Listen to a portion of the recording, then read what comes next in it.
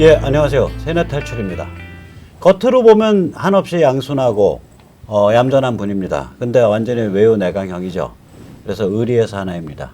박 대통령에 대한 의리, 대한민국에 대한 의리, 자유시민에 대한 의리 다 지키고 있습니다. 저보다 100번 낫습니다. 오늘 박 대통령 변호인단의 막내 변호사 최명성 변호사님을 모시고 그분이 이번에 쓴 신간 지나간 탄핵, 다가올 탄핵에 대해서 말씀 여쭤보기로 하겠습니다. 안녕하세요. 네, 안녕하세요. 참 정말 죄송한데 네. 제가 시작하자마자 시비를 좀 걸어야겠어. 아니 변호사님이 이 네. 지나간 탄핵, 다가올 탄핵 네. 이렇게 책을 쓰시면서 제목을 달아가지고 네네. 제가 여기저기서 전화를 한 10통 받았어요. 아, 전화 내용은 뭐냐. 네네. 아니 탄핵이 왜 지나갔냐. 네. 이제 최명선 변호사도 우리 배신하고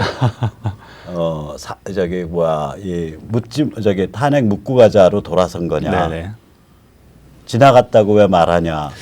그래가지고 네, 제가 안 그래도 저도 그런 얘기를 많이 들었습니다. 그런데 책을 서문만 딱 펴보셔도 그런 네. 내용이 아닌다는 걸 아실 수 있을 텐데 예. 이 지나간 탄핵, 다가올 탄핵은 사실 시간적 개념입니다. 그런데 제가 말하고 싶었던 건 지나간 탄핵은 지나가지 않았다. 이거는 예. 반드시 예. 돌이켜보고 되짚어야 될 탄핵이고 네네. 다가올 탄핵은 반드시 이루어야 될 탄핵이다. 그런 개념입니다. 예. 그런 뜻이죠. 예. 저도 읽어보니까 전혀 그런 게 아닌데 네. 이건 혹시 그렇게 해서 이거 도발적으로 낚시 제목 일부러 단 거 아니에요? 낚시 제목 저는 사실 그 지나간 탄핵이라는 제목을 보고 사실 별로 이런 식의 우려가 있을 거라는 생각을 사실 잘 못했어요. 이거 출판사에서 처음에 제목을 줬을 때 당연히 시간적으로는 지나간 탄핵이지만 반드시 뭔가 이제 밝혀내야 되겠다. 그런 생각을 하고 있으니까 지나갔지만 지나가지 않았다. 그게 제 이제 생각이고요. 다가올 탄핵에서 저는 사실 방점이 있어서 그 출판사에서 이 제목을 줬을 때 이 다가올 탄핵 괜찮다라고 해서 저는 사실 이 제목 예. 오케이 했는데 이 지나간 이 부분에 이렇게 많은 분들이 걱정을 하실 줄은 솔직히 잘 몰랐습니다. 한마디만 더 말씀드리면 시간적으로는 지나갔지만 아직 지나가지 않았다. 반드시 바로잡아야 될 탄핵이다. 라는 의미로 이해해 주시면 감사하겠습니다. 아니 뭐 이해하지 말고 오해하셔도 돼. 세상은 오해의 연속이에요. Communication is miscommunication. 네. 오해하시더라도 사실 이 책 읽어보시면 예. 제가 어떤 의도에서 이 책을 썼는지 충분히 이해하실 수 있을 겁니다. 저는 이 책을 이 탄핵에 관한 굉장히 통찰이 있는 책이다라고 봅니다. 왜 그러냐면 여기 보면 그냥 탄핵 프로세스만 다룬 게 아니라 박근혜라는 그 하나의 정치인이 어떤 성격을 가진 어떤 인격을 가진 인간이고 그리고 그 양반이 어떤 업적이 있었다라는 거가 책의 4분의 1이죠. 네네 맞습니다. 일부가. 제가 잠깐 설명드리면 처음에 이 책을 쓰고 싶었던 이유입니다. 그러니까 예. 언론에서 2016년도, 17년도 아니 지금까지 그렇게 박근혜 대통령과 박근혜 정부에 대해서 왜곡을 하고 있거든요. 네네. 그런데 많은 사람들이 거기에 대해서 무비판적으로 받아들이고 있고 네, 그게 정말 안타까웠습니다. 그래서 그런 걸 깨기 위해서는 과연 박근혜 대통령이 어떤 분이었는지 그러니까 박근혜 정부에서 어떤 일을 했는지 그걸 반드시 되짚어 봐야 한다고 생각을 했습니다. 그래서 앞부분에 그것들을 좀 상세하게 좀 설명을 했죠. 사실 많은 분들이 지금은 잊고 계신데 박근혜 네네. 대통령의 삶은 일반적이지 않지 않았습니까? 예전에 70년대 말에 어머니 돌아가시고 아버지 돌아가시고 그 18년 동안 은둔 생활을 했고 IMF가 터지니까 그 이후에 나라를 구하기 위해서 다시 정치판에 뛰어드셨거든요. 그 뛰어드신 이후에도 수많은 역경을 이겨내고 사실 대통령까지 되셨어요. 그러니까 대통령이 되신 이후에도 사실 한결같이 일을 하셨고 수많은 업적을 남겼거든요. 사실 제가 일일이 다 열거할 수 없을 정도로 많아서 그걸 사실 표로도 정리를 해놨습니다. 45페이지에 있죠. 그러니까 정치, 외교, 안보 통일에서 통진당 해산, 그 다음에 전시작전권 환수 무기 연기, 네네. 그 다음에 한미 연합사단 공식 출범, 네. 한미 원자력 협정 개전, 그 다음에 F-35 스텔스기 도입, 그 다음에 일본과 위안부 합의 타결, 그 다음에 지소미아 체결, 사드 배치, 북한 인권법, 테러 방지법 통과. 네. 근데 여기에 이제 더 있으면은 이제 개성공단 철수, 맞습니다. 그리고 민노총 탈퇴 자유화, 네네. 뭐 이런 것도 포함되는 거죠. 맞습니다. 사실은. 네.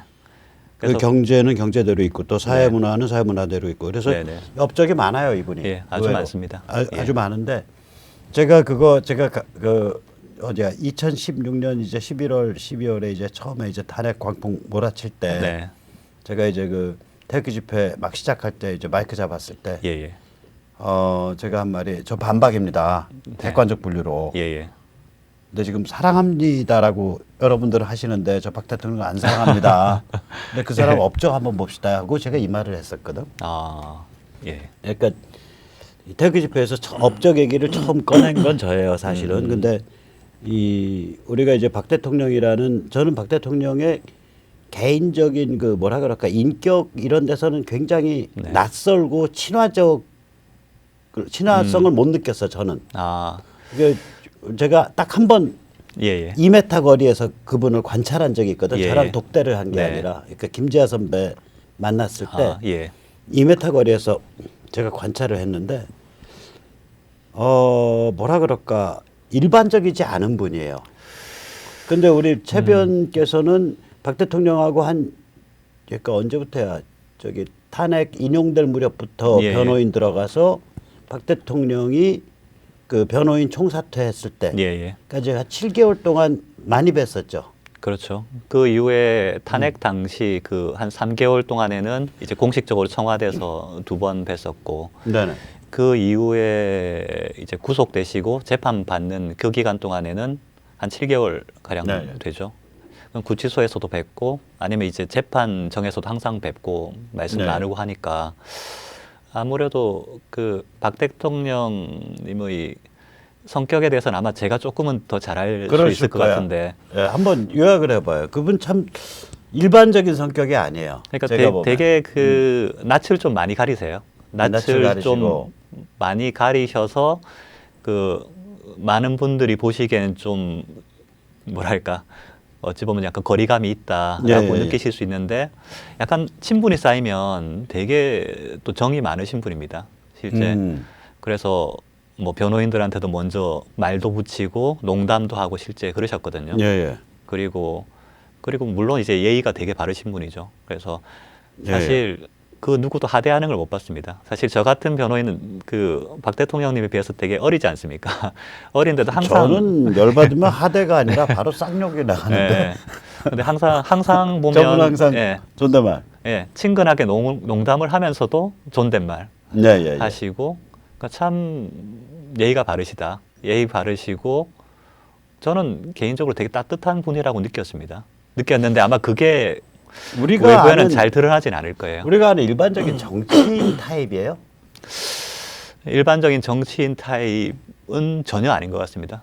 아니죠. 예. 그러니까 이분은 사실 뭐 권모술수 이런 거는 정말 거리가 먼 분이고 오히려 원리 원칙주의자죠. 원리 원칙주의자죠. 네, 딱딱발이지. 네. 지나칠 정도로 딱딱발이야. 어찌 보면 지나칠 정도라 볼 수 예. 있죠. 저도 그런 느낌 받았거든요. 그래서 그때 김지아 선배님이랑 이렇게 네. 얘기하는 거 보고 야 저런 양반이 왜 정치를 하지? 난 사실 그런 느낌을 좀 받았었어. 그러니까 제가 느끼기에는 어떤 신념 때문에 하신 거예요. 그냥 IMF 때 무너져가는 이 나라를 지켜볼 수 없다. 그냥 두고 볼 수 없다. 내가 뭐라도 하겠다라고 해서 정치판에 뛰어드셨는데 뛰어드신 이후에는 이제 그냥 흘러가게 된 거죠. 흘러가게 된 거지. 예. 예, 그 저기 또 자기 아버님이나 어머님에 대한 네. 그런 그 양반들을 다시 자리매김시켜야 드려야 된다. 이런 그런 생각도 애틋함이 애틋함도 많았을 거고 그분, 책임감. 예, 그분 예전에 쓰신 책을 보면 실제 예. 그런 얘기가 제일 많이 나오거든요. 예. 그러니까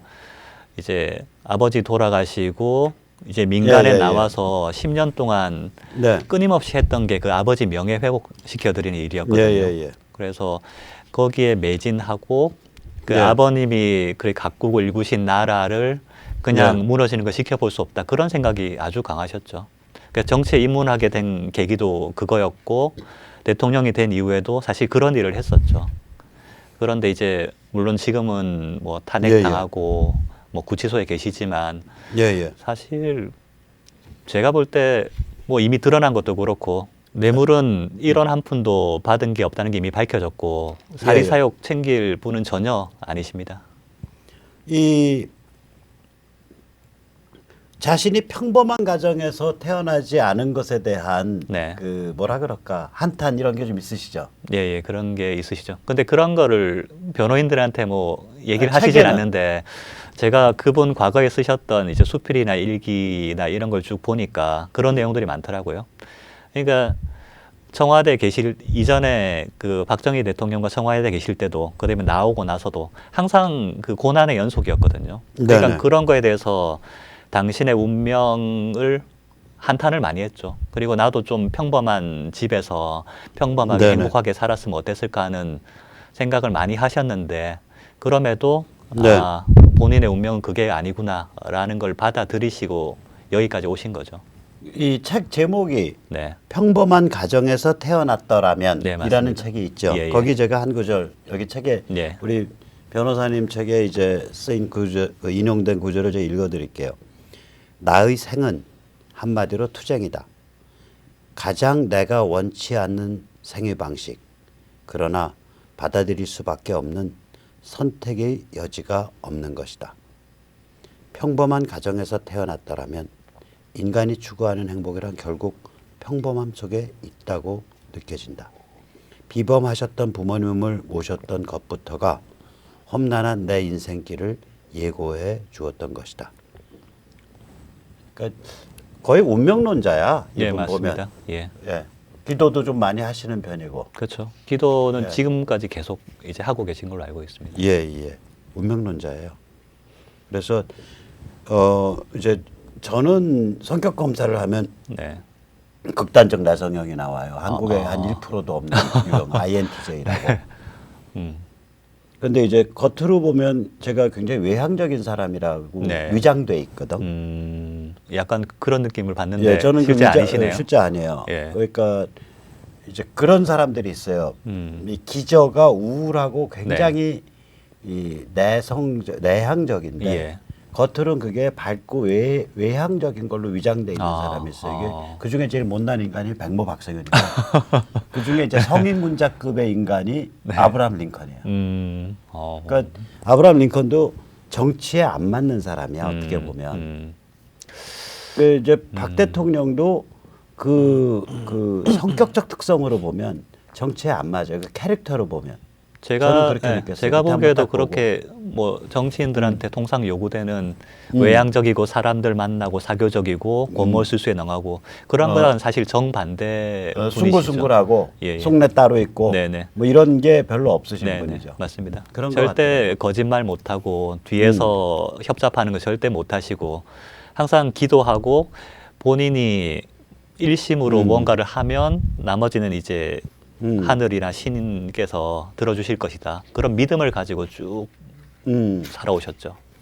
그래서 이게 참 특이한 케이스인데 이분이 이제 이 책에 쓰인 걸로 보면 이제 우리가 탄핵 자체는 이건 사기다라는 건 뭐 더 얘기할 게 없잖아요. 사실 뭐 언론에서 치고 그 다음에 언론 뒤에 붙어가지고 김무성 이쪽에서 표 긁어서 이제 200석 훨씬 넘기게 만들어주고 네. 그래서 저질러지고 탄핵 소추까지 네. 그게 발의에서 소추까지 6일 만에 저질러졌잖아요. 그렇죠. 그러니까 세계 아마 기네스북일 텐데 말이 안 되는 얘기죠. 국회에서 탄핵 발의가 네. 12월 3일인가 네. 됐는데 12월 3일 됐는데 12월 9일에 의결이 됐죠. 소추 의결이 됐으니까 네. 아무 국회 차원에서 아무 조사가 없었던 네. 거예요. 조사는 전혀 없었습니다. 그냥 신문 언론 찌라시 붙여가지고 예. 그래가지고 소추서라고 해서 헌재에 갖다 준 거잖아. 맞습니다. 그래서 사실 그 당시 헌재 공보관했던 배보윤 변호사 이후에 이제 양심 고백했는데 사실 그렇게 뒤에 언론 기사만 갖다 붙여서 그런 탄핵소추 의결서라면 헌재에서 이거 심리하면 안 된다. 그냥 각하하고 돌려보냈어야 된다라고까지 그렇죠. 얘기를 했죠. 예, 예. 그게 맞습니다. 그러니까 헌재가 그런데 이제 조선일보, 중앙일보, 동아일보 언론이 기세 등등하게 날뛰고 네. 그다음에 국회의원들이 한 200여 명이 그러니까 헌재가 또 이게 딱 저거가 돼서 네. 이제 또 딱 그 헌재가 겁을 먹은 거죠. 겁을 먹어서 겁을 이제 먹었는데 사실 조사는 전혀 안 돼 있으니까 예, 예. 고민하다가 엉터리 인용 판결 나오는 거지. 예, 검찰 기록이라도 받아보자라고 해서 사실 규정에도 안 맞는데 검찰 보고 기록 갖다 달라고 해서 그거 그냥 보고 그냥 결정문 쓴 거죠. 예, 그러니까 탄핵 자체는 완전히 이제 이게 그 과정 자체가 사기라고 사실은 네, 이게 맞습니다. 사기탄인데 사기 탄핵이 맞는데 그러면 이제 형사재판 문제는 또 탄핵과 다른 문제잖아요. 예. 그 형사재판은 지금 크게 나눠서 가닥이 몇 개예요. 그러니까 크게 세 개죠. 분야가. 크게 세 개. 예. 뭐죠? 저희가 익히 알고 있는 그 뇌물죄 네. 부분이 하나가 있고 네. 그다음에 추가 기소된 게 두 가지가 있습니다. 네네. 하나가 국정원 특활비 네네. 건이 있고 또 다른 하나가 지금 이제 총선 개입 건이 있죠. 그래서 사실은 지금 2심까지 하면 한 32년 받으셨나? 예, 지금까지 32년이죠. 그 20, 중에서 예, 예, 예. 이제 뇌물 관련 혐의로 25년을 받으셨고 25년. 그러면 뇌물을 엄청나게 드셨네.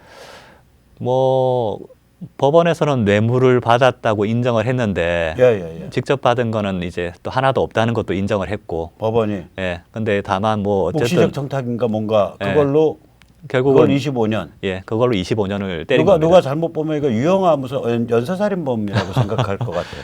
그러니까 사실 그런 얘기도 시중에 많이 돌거든요. 예. 이거 뭐 살인을 해도 25년까지 잘 안 나오는데 예, 예, 예.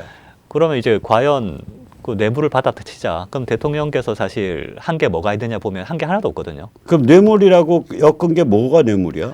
그러니까 뭐 정유라 말, 말 3마리. 예, 말 3마리를 그 삼성이 이제 정유라한테 정유라한테 태워주게 만든 예. 게 그게 뇌물이다. 예, 그거랑 또 이제 동계 스포츠 영재센터 삼성이 영재센터에 또 후원금 좀 갖다 주게 했다. 그게 이제 그거를- 그 장시호. 예. 그러니까 장시호면은 어떤 관계죠? 저기 장시호- 그- 최순실 최서윤 씨랑 최서원 씨의 그 아마 조카뻘일 겁니다. 조카뻘 네. 되는구나. 시조카나 뭐 네, 이렇게 네. 되겠구나. 그런데 이제 뭐 같이 좀 일을 많이 했고 예, 그래서 뭐 이 장시호 씨가 특검에 또 협조도 많이 했다 이런 얘기들이 당시에 예, 많이 예, 나왔죠. 이렇게. 그러면은 뇌물 25년이 결국 말 3마리 플러스 장시호 영재센터에 네, 대한 네. 삼성 지원. 네네. 그 다음에 삼성이 정유라를 태워준 말 3마리. 네, 그겁니다. 그 두 개에서 예. 25년. 네네. 아, 대한민국 무지하게 살벌한 나라. 자, 그런데 삼성은 원래 그러니까 뭐 그게 뭐 정유라건 무슨 누가 등장하기 전부터 옛날부터 승마 쪽 지원한 업체 아닌가? 그러니까요. 계속 승마 쪽 지원을 했고 예, 예. 이 당시에도 이제 기록을 보면 정유라뿐만 아니라 다른 선수들까지 같이 지원하려고 그렇게 계획도 다 세워놓고 그런 내용들이 다 있습니다. 그런데 예, 예. 정유라 것만 콕 집어가지고 요거는 뇌물이다라고 만든 거죠. 다른 선수에 대한 지원은 뇌물 아니고. 그렇죠. 그동안의 수많은 승마 지원은 네, 뇌물 아니고. 대통령님과 관계가 없으니까 뇌물 아니고 예, 예, 예. 그냥 그렇게 만든 그 다음에 이제 이 장시호 영재센터는 이게 뭐 동계 스포츠 네네. 관련 무슨 영재센터죠? 거죠. 맞습니다. 그런데 거기에 삼성이 좀 예. 지원을 했나? 예, 예. 지원을 뭐 후원금을 좀 지원을 했는데 그것도 뇌물이다. 뇌물이다. 예. 잠깐만 그러면은 제가 아는 범위에서 삼성이 어떤 이런 데 돈 지원할 때 이건 뭐 답 안 하셔도 돼요. 돈 지원할 때 그 작동하는 루트가 어떻게 되냐면 정경련의 이승철이 그 당시 상금 부회장, 그다음에 삼성의 그 미래전략 담당 사장인가 뭐 하는 장충기, 그리고 그 밑에 있는 김무순 전부 요 라인이 작동하거든요. 외부 지원할 때. 그럼 결국은 제가 짐작하기로는 이게 뇌물이었다라고 말을 맞춰준 최종적 책임자는 정경련의 이승철이일 것이다라고 저는 짐작해요. 그 사람이 미르재단 뭐 이런 것도 다 저기 그 강압에 의해서 출연한 거다라는 식으로 진술한 사람 아닌가? 네, 맞습니다. 네, 그런 식으로 진술을 했었죠. 이승철 씨 지금 이 방송 직접 보시지 마세요. 그 간 떨어진다고. 나 같은 사람한테 찍히면 당신 찍혀 있어 벌써. 당신은 나중에 아마 그 위증에 관한 조사를 좀 받으셔야 돼. 그 혐의가 좀 있어. 이 판이 제가 그냥 좀 상스럽게 표현할게요. 이 판이 한상 차려서 바친다. 뭐 이런 표현이 있어요. 이게 뭐냐면 권력자가 있으면 권력자가 마음에 들어 할 만한 프로젝트를 하나 만들어서 여기저기 돈 끌어가지고 한상 차려서 이거 제가 했습니다 하고 이렇게 바쳐요. 그게 파워야. 그러면 짐작컨대 이 이승철 같은 그런 야심만만한 사람 같으면 한상 차려서 바치다가 어이 박 대통령 이거 큰일 나게 생겼네 이제 무너지네 그러니까 판 엎어버리고 저거 박근혜가 시켰어요. 네, 뭐 라고 네. 그러니까 저거 박근혜가 시켰어요라고 말한 건 사실 아니야. 그렇죠, 맞습니다. 그런 그거를 얘기들이 당시에 많이 돌았고 기록들이 다 있습니다. 미르랑 이제 K스포츠에 네. 대해서. 근데 미르 K스포츠는 이거는 저거에 들어갔나 안 들어가? 뇌물에. 뇌물에 안 들어갔죠. 그러니까 애초에 이제 그 이승철의 그런 이상한 진술도 안 받아들여진 안 거야. 받아들였죠. 이승철 진술대로라면 그것도 뇌물인데. 뇌물이 돼야죠. 근데 뇌물도 안 받아들였고 그게 강요도 안 된다 그랬고 그러니까 애매한 직권남용 하나만 지금 걸려 있는 거기에는 상태입니다. 예, 직권남용만 걸려 네, 있죠. 예. 이승철 진술 같으면 그 뇌물 강요로 돼야 되는데. 그렇죠, 맞습니다. 저 이승철 전경련 상금 부회장이고요. 전경련 원래 상금 부회장은 이제 그 정부 부처의 차관급이 보통 하는데 거의 유일하게 첫 일로 이 양반이 전경련 직원 상근 직원 출신으로 상금 부회장까지 고속 승진했고요. 이 사람을 이승철 씨 이제 전경련 간부에서 그만둬야 되지 않냐 뭐 이런 말이 나왔을 때 갑자기 전경련의 그 이른바 이제 우파 보수단체 어떻게 지원해 왔나 이 엑스파일 일부가 언론에 공개된 적이 있어요.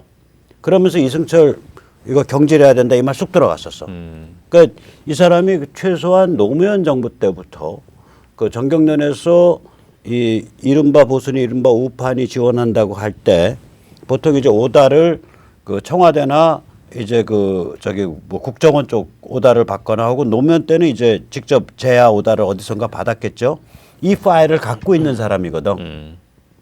그렇죠. 이 사람이 맞습니다. 엑스파일을 갖고 있어요. 그래서 아무도 못 건드리는 언타처벌이었어요. 언타처벌 실세인데 이 사람이 이제 이거 박근혜 정부 말에 박 대통령이 이제 몸을 상하게 되니까 이제 박 대통령 네. 등짝에 칼 지르는 진술을 여기저기 가서 헌재에 가서도 하고 검찰 가서도 하고 재판정에 와서도 하고 맞습니다. 네. 참 희한한 사람이에요. 유승철 씨 우리가 잘 기억하고 있어요. 당신이 어떤 사람이라는 거. 뿐만 아니라 당신 밑에서 같이 작업하면서 여기저기 다니면서 불리한 진술을 한 윤모 씨 뭐 이런 사람들 잘 기억하고 있으니까 그냥 얌전히 사세요. 지면에 머리 1mm라도 더 올리면 저 같은 사람 열받아서 가만 안 있습니다. 그냥 얌전히 땅속에 머리 박고 사십시오. 자 참고로 이런 험한 말은 우리 최 변호사님은 전적으로 반대하시죠. 맞죠? 험한 말은 오로지 저희 책에 말해서 저만 하고 있는 거 맞죠? 예, 뭐. 예. 우리 최 변호사님은 굉장히 얌전하신 분이다. 이런 험한 말 전혀 동의하지 않습니다. 저는 동의 기대 안 합니다. 자, 그건 그렇고 그래서 이제 이 장시호의 영재센터에 삼성에 돈 좀 지원해 준 거. 네. 그것도 뇌물이다. 네. 정유라 말 태워준 것도 뇌물이다. 네, 네. 그래서 그런데 스포츠대단 어쩌고 저쩌고는 뇌물 아니다. 네. 그래가지고 이 두 건의 뇌물을 가지고 무려 25년을 먹였네. 네. 예. 그러니까 이게 대한민국 예. 참 검찰과 재판부 사법부가 얼마나 모질이에 비겁하고 비열하고 잔인한 집단인지 전형적으로 드러내는 판결입니다. 근데 이제 이 대법원 판결 관련해서 한 가지만 말씀드리면 네네. 제가 책에도 많이 인용을 했지만 이번 대법원 파기환송 판결에는 반대 의견들이 다 달려 있거든요. 예예. 근데 대법관 3명이 반대 의견을 달았는데 예예예. 상당히 설득력이 있습니다. 그거는 꼭 읽어봐 주십시오. 예예예. 어디였죠? 몇 페이지였지? 그게 잠깐만 반대 의견. 한번 예. 찾아주세요. 그 반대 의견에 보면 예예. 그 묵시적 청탁 이것도 사실 말이 176페이지에 있습니다. 예예. 176페이지. 예. 사실 그 묵시적 청탁 이게 말이 되느냐 하는 얘기들이 많이 돌았지 않습니까? 예. 그런데 이거- 이 예. 예, 반대 의견에는 이 묵시적 청탁 개념을 자꾸 들먹이면 사실 부정한 청탁 이 개념 자체가 형해야 된다. 예예. 그 얘기인데 네. 이게 이제 법률 용어로 돼 있어서 네. 보통 사람이 읽으면 이게 뭔 소린가 해요. 아, 이거를 제가 네. 약간 번안을 해서 읽어드릴게요. 예, 예. 책에는 번안판이 아닙니다. 오리지널 판인데 176페이지. 네.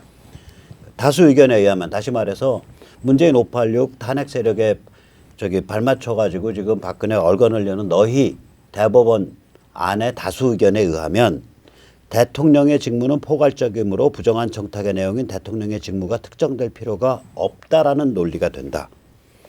다수 의견에 의하면 너희들의 의견에 의하면 대부분의 경우에 대가 관계를 인정할 수 있게 되어 쉽사리 제3자 뇌물수수죄의 성립을 인정할 수 있게 된다. 즉 너희 다수 의견식으로 뇌물을 해석을 하게 되면 아무나 다 뇌물죄로 잡아낼 수 있게 된다.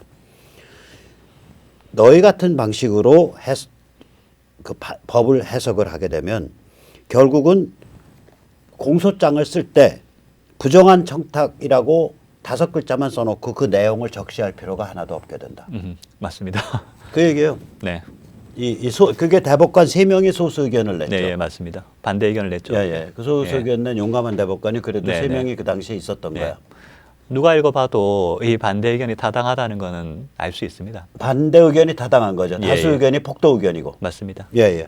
근데 이제 이게 법률가들 간에 그런 전문적 용어로 돼 있기 때문에 진짜로 요글을 읽으면 이게 약간 이게 무슨 뜻이지 하고 한 번 더 꼬아서 생각을 해야 돼요. 그래야 이해가 돼요. 네. 이게 면허를 갖고 계셔갖고 이런 글이 잘 읽히시죠. 그렇죠. 상대적으로 아마 일반인들보단 잘 네. 읽히죠. 저는 면허 안 네. 갖고 있어서 이런 글 읽으면 참 고민해봐야 돼. 내가요 예. 미국서 교통사고를 당했어. 그래가지고 갔더니 뭐 그때 영어도 짧을 때요. 잘 이제 그 스포큰 잉글리시가 잘 안 들려. 네. 뭐라고 한 5분 얘기하길래 내가 뭐라 그런 줄 알아요? 뭐라고 그러셨습니까?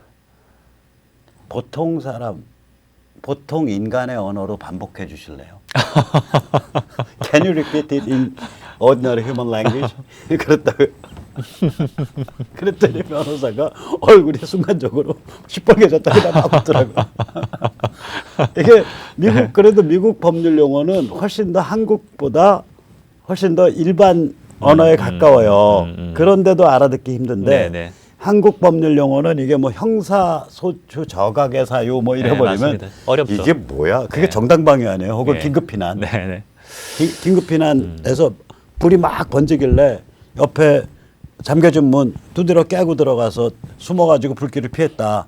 그러면 이게 남의 집 무슨 재산 손괴, 주거 침입에 뭐 어쩌고 저쩌고 네. 형사적으로 이제 그게 걸리는 건데 과연 그걸 이렇게 걸을 수 있냐 없냐. 네. 그게 이제 형사소추의 저각의 사유인가 뭔가 그런 거 아니에요? 그런 말 들으면 야, 이게 무슨 소리야? 예. 그러네요. 제가 예. 개정판 낼 땐 좀 더 쉽게 풀어서 쓰겠습니다. 이렇게 가르치고 예. 좀 상스럽게 번안하자면 아, 그래야겠네요. 예, 그래놓고 가로 닫아주세요. 딱딱딱딱. 좋은 팁 감사합니다. 예, 감사합니다. 네. 자, 그래가지고 이제 그러면 아까 이제 박 대통령 3건이라 그랬는데 결국 세 줄기다. 네. 저 32년 지금 네. 감옥형 받은 게 하나가 뇌물인데 뇌물은 2건이다. 네. 하나가 정유라 말 3마리 태워준 거하고 네. 또 하나가 장시호 영재센터에 삼성이 예. 좀 기부한 거, 불돈 좀 맞습니다. 기부한 거. 네네. 두 개 가지고 20한 5, 6년 때렸고. 그렇죠. 그다음에 나머지 2줄기가 뭐예요? 국정원 특활비 받았다는 거죠. 그게 박 대통령 재임 때 얼마쯤 받았어요? 재임 때 얼마 받았는지는 정확하게 안 밝혀졌는데 지금 문제가 됐던 건 이제 한 30억 정도 30억. 남짓되죠. 근데 그거를 이제 그런 식으로 문제 삼으면 DJ는 1,000억 넘어 나올 걸? 그렇죠. 수천억 나와 DJ. 네. 노무현도 수천억 나오고. 네네. 그러니까 지금 문재인 정부에서도 특활비를 당시보다 훨씬 더 많이 올려서 받고 있다고 한번 언론 기사도 나온 걸로 알고 있습니다. 그러니까 똑같은 논리라면 사실 이 문재인 정권도 그대로 다 걸려야죠. 그렇지? 네. 그다음에 이제 또 한 가닥은 뭐예요? 그다음에 나머지 하나가 이제 총선 개입건이죠. 2016년 예. 공천에 개입했다. 네네. 그거는 박 대통령이 아예 저기를 안 나가셨죠. 그렇죠. 재판에는 이제 재판 거부하고 불출석했는데 뭐 한 2-3단계 아래에 있는 진술들 가지고 그냥 유죄 인정한 거죠. 그게 이제 재판에 안 나가신 게 잘하신 거야. 거기 네. 나가시게 되면 나는 그런 짓이 한 적 없는데 네가 내 이름 팔아서 한 거 아니냐 이렇게 해서 이제 옛 부하들하고 각을 세우게 되잖아. 예. 그러니까 그런 거는 옛 부하들은 네. 빠져나가려고 네. 전부 대통령 맞습니다. 지시로 했다라고 네. 주장할 거고 대통령은 내 박 대통령이 성격 아는데 이거 함부로 관계할 사람 아니거든. 네. 근데 그러면 이제 재판정 안에서 야 내가 언제 그 짓이 이제 증거 내봐라 임마 그렇죠. 그래서 너 빠져나가려고 지금 허위 진술하냐 이렇게 각 세우게 되니까 이건 아예 나가버리질 않으시죠. 근데 사실 이 원래 뇌물 혐의 있는 이제 본 재판만 해도 예예예. 형은 충분하기 때문에 사실 추가 기소할 필요조차도 없었거든요. 예예예. 근데 제가 곰곰이 생각해 보면 이 추가 기소한 게 혹시 대통령님 석방 될까봐 예, 여러 가지 사실, 이제 자물쇠 채워놓는 예, 자물쇠를 거죠. 계속 채워놓은 거죠.